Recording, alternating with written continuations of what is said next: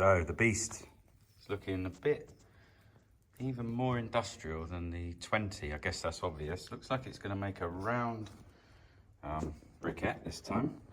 To be different. So I think just on the front we're going to unpack this now. It's got a sealable lid. Different again.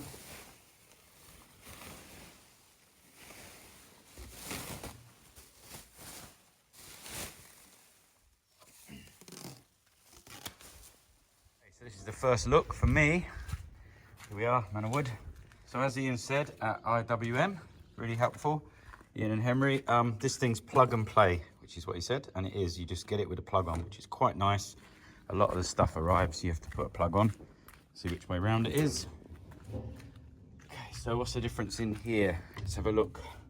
So this will be, this just needs to be attached. 2 bolts on there. I'm going to put that on in a minute. Do it while we're outside in the light. Stop raining for once. And then inside something slightly different. There's kind of this big knife thing, rotary. So let's see what that does. I guess that's going to aid it to help her. I guess that's going to help the sawdust get to the middle. The hopper looks about the same size. I'm crossing my fingers that it fits in my little shed thing that I've made. But anyway, let's get this on and then we can fire her up. Okay, so it didn't actually fit in the small briquette shed, but we've managed to cut through into the sawdust collection area, and we now process the briquettes across the 2 sheds, and they end up being stored in here, which is a really good spot for them actually. Works well. So in the process we also had to extend the pipe, and that's turned out really well because there's actually a compression fitting which I didn't know about, and that gives the briquettes longer to cool, and they're actually forming much larger briquettes now, which is really cool. So let's have a look. Look at the difference with the compression fitting. It's the same material, making much longer briquettes. Yeah. And that's just adding this, which I didn't know that the side effect of adding that compression joint, I think that's what it's called. I'll put a link in the description to IWM and they'll tell you all about it. But this is the size of the briquettes now, so much bigger. Before the joint, you saw we're getting more this size. So you can see them in here. They're just breaking as they come around this bend. Other than that, look at this. This is one. Look, this bend is breaking them basically. Look, that's a solid. Look, all the way back to where I can't even. Well, that's solid basically. And what I was told is that whilst the compression joint is giving a little bit of pressure, you can see with those springs, the blocks are cooling, the briquettes are cooling, and they're staying more solid. So much better way to store them and move them. That bag's pretty full. And in terms of capacity, so this, I don't know if any of you guys have got these. This is a pain, emptying these. These are really big.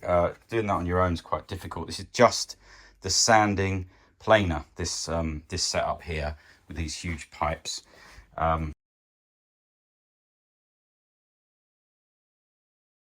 Show you some super fines which I've got to put in the machine. This machine will eat them no problem. But in terms of capacity, so with this Felder RL200, this side will always fill first, and I just emptied it. It was about there, so not quite full. It's much neater if you empty this before it's full. Now this is the second side, and what I'll be able to do, I'll be able to get all of that and that in this machine. I'll show you how much you get. Okay, so the contents of the RL200, a little bit of a push down so you can get an idea, will fit basically in this hopper. So the whole thing will go in one go. So during the day, depending on what I'm doing, if I'm doing tables, there really isn't a lot of waste. But if I'm planing stuff down for legs or any sort of joinery stuff, then that's when the waste starts to come, especially when you're doing the hot tubs. So the super fines that I said, coming from the sand machine, I'll put a mask on for this because these are really, really fine. What I tend to do is just mix them up with some of the planings. So that way you're getting like a really good briquette. It's not all solid, but it will handle it if you just want to put super fines through. Now the next thing to look at on this machine, I showed you earlier, it has a big wheel inside which is turning and moving the material. So now, I'm not quite sure on the settings. I was told for the superfines, you can put it on one or two. So I'm going to be playing around with that. At the moment, I've found one to be a really good setting. And then the stroke, the cycle stroke, there's not a massive difference, kind of in the middle or towards the full. And it does a longer stroke, which as far as I understand is giving it more pressure, which is how we're creating these really long, I mean, that's like one solid briquette, which is amazing. So I'm going to fire it up. It is quite noisy, as you see. I'm just going to put some superfines in from the sander, and I'll fire it up, and I'll give you guys an idea of how long it takes to empty that bin into one of those bags. Okay, so that's it with all the fines in. You can see it's not completely full. You get quite a lot in the top then if you push it down, but it will mix it up for itself. So we get this shut down. Quite nice having the lid. Fire it up, and I'll time how long it takes to fill the bag.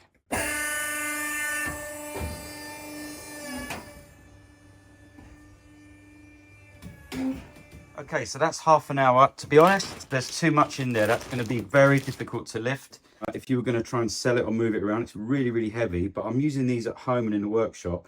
So I kind of fill the bag to about there. You should really have about 20 kilos in a bag, a bit like cement. I actually reuse the bags. I haven't bought a single bag since I bought the first lot with the Falco 20. And I was told that I need to seal the top. So I started sealing them. And then it's hard to reuse. You can still reuse it, but you have to cut the top. I was told to seal it because it goes mushy. Now, I haven't had a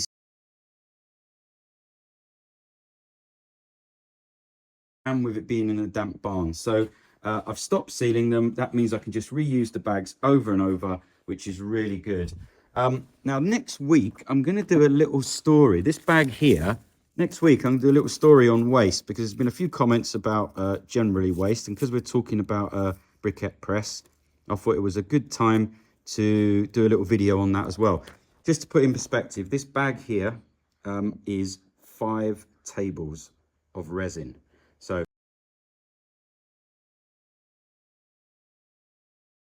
deal with that as well. This is what's left after one bag, which is a bit heavy. So we've probably got, I don't know, let's run it and see how much is left anyway.